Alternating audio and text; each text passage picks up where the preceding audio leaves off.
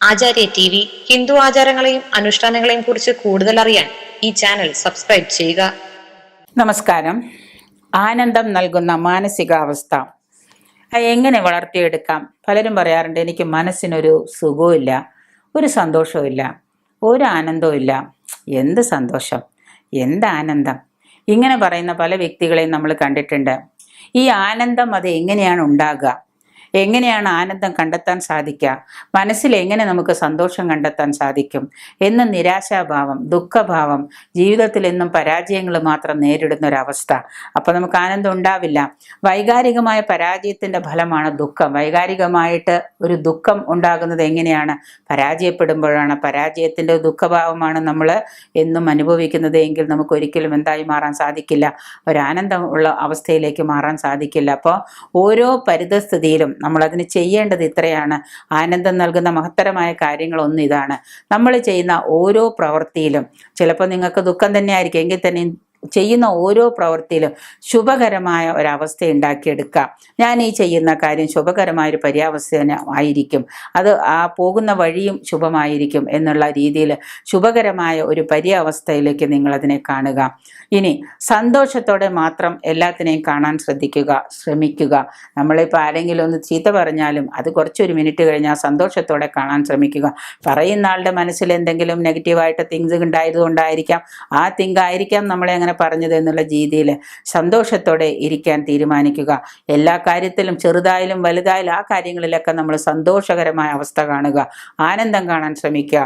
അങ്ങനെ നമ്മൾ പലതവണ ജീവിതത്തെ പറഞ്ഞ് പഠിപ്പിച്ച് അതിനെ നമ്മൾ കാണാൻ ശ്രമിക്കുമ്പോൾ സാധിക്കില്ല. സാധാരണ ഒരു മനുഷ്യന് അതൊന്നും സാധിക്കില്ല, ബുദ്ധിമുട്ടാണ്. എങ്കിൽ തന്നെ ശുഭകരമായ ഒരു അവസ്ഥ ഉണ്ടാക്കിയെടുക്കാൻ ശ്രമിച്ചാൽ നിങ്ങൾക്ക് ജീവിതത്തിൽ എന്നും മാനസികമായിട്ടൊരു ആനന്ദം കണ്ടെത്താൻ സാധിക്കും. ഓരോ ചെറിയ കാര്യത്തിലും, ഓരോ കൊച്ചു കൊച്ചു ടോപ്പിക്കിൽ എടുക്കുമ്പോഴും, ഓരോ ചെറിയ കാര്യത്തിലും നമ്മൾ ആനന്ദം കണ്ടെത്തുക. ചെറിയ കാര്യമാണ്, ഇതിലെന്ത് സന്തോഷിക്കാൻ എന്ന് ചിന്തിക്കാതെ, വലിയ കാര്യങ്ങൾ മാത്രം നമ്മുടെ ജീവിതത്തിൽ വരുമ്പോഴേ നമ്മൾ സന്തോഷിക്കൂ ആനന്ദിക്കൂ എന്ന് വിചാരിക്കാതെ ചെറിയ കാര്യങ്ങളിൽ നമ്മൾ ആനന്ദം കണ്ടെത്തുക. ജീവിതത്തിൽ എല്ലാവർക്കും ഉയർച്ചയും താഴ്ചയും ഉണ്ടാവും, എല്ലാവർക്കും ഉണ്ടാവും ദുഃഖവും നിരാശയും സങ്കടവും ഉണ്ടാവും. അപ്പോൾ ഉയർച്ചയും താഴ്ചയും ജീവിതത്തിൻ്റെ ഒരു ഭാഗമാണ് എന്ന് കണ്ടുകൊണ്ട് അതിനെ ഓരോ അവസരവും നമ്മൾ പൂർണ്ണമായിട്ട് വിനിയോഗിക്കാൻ ശ്രമിക്കുക. ഉയർച്ചയെ ഉയർച്ചയായിട്ടും താഴ്ചയെ താഴ്ചയായിട്ടും ഉപയോഗിക്കാൻ ശ്രമിക്കുക. നമ്മൾ താഴ്ചയിലേക്ക് പോകുന്നു എന്ന് കാണുമ്പോൾ അതിനെ നമ്മൾ ഉയർച്ചയിലേക്ക് കൊണ്ടുവരാൻ ശ്രമിക്കുക. അപ്പോൾ പൂർണ്ണമായിട്ട് ഉയർച്ചയും താഴ്ചയും ഉണ്ടാകുന്ന അവസ്ഥയെ അതിന് വേണ്ട പോലെ വിനിയോഗിക്കാൻ ശ്രമിക്കുക. അതിലെല്ലാം നമ്മൾ സന്തോഷകരമായ അവസ്ഥകൾ, ശുഭകരമായ അവസ്ഥകൾ കാണാൻ ശ്രമിക്കുക.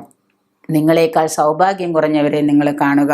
ഇപ്പോൾ നിങ്ങൾക്ക് ഇന്നുള്ള സൗഭാഗ്യം എന്താണോ അതിനേക്കാളും താഴേക്കിടയിലുള്ളവരെ, സൗഭാഗ്യങ്ങൾ കുറഞ്ഞവരെ നമ്മൾ സഹായിക്കുക, അവരെ നമ്മൾ കാണാൻ ശ്രമിക്കുക. ശുഭകരമായ ആത്മനിർദ്ദേശങ്ങൾ നിങ്ങളുടെ ഉപബോധ മനസ്സിലേക്ക് ഇട്ടുകൊടുക്കുക.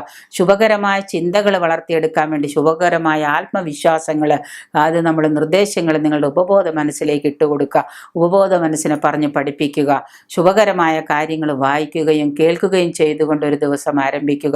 അതേപോലെ തന്നെ രാവിലെ എഴുന്നേറ്റ ഉടനെ നമ്മൾ വഴക്കടിക്കാനോ ദേഷ്യപ്പെടാനോ മറ്റു കാര്യങ്ങളോ ചെയ്യാതെ ശുഭകരമായ കാര്യങ്ങൾ വായിക്കുക, എഴുതുക, കേൾക്കുക. അതിനു വേണ്ടിയിട്ടാണ് നമ്മൾ പറയുന്നത്, രാവിലെ എഴുന്നേറ്റ ഉടനെ തന്നെ ശുഭകരമായ കുറേ കാര്യങ്ങൾ നിങ്ങളുടെ ജീവിതത്തിൽ നടക്കേണ്ടതായ, നിങ്ങൾക്ക് ആവശ്യമുള്ളതായ ശുഭകരമായ കാര്യങ്ങൾ നിങ്ങളൊരു നോട്ട്ബുക്ക് എടുത്ത് വെച്ച് ചുവന്ന മഷി കൊണ്ട് എല്ലാ ദിവസവും എഴുതുക.